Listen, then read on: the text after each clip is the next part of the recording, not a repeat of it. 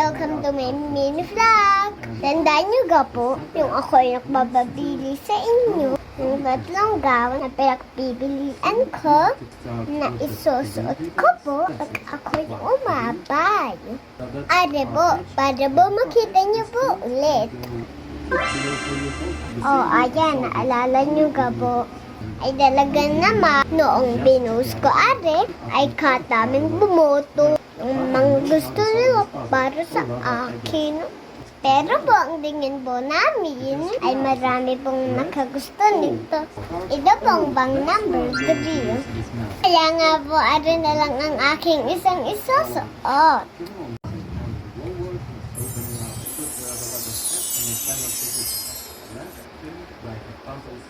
Ayan!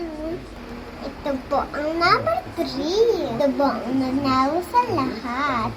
Kaya po, ito ang isusuot ko.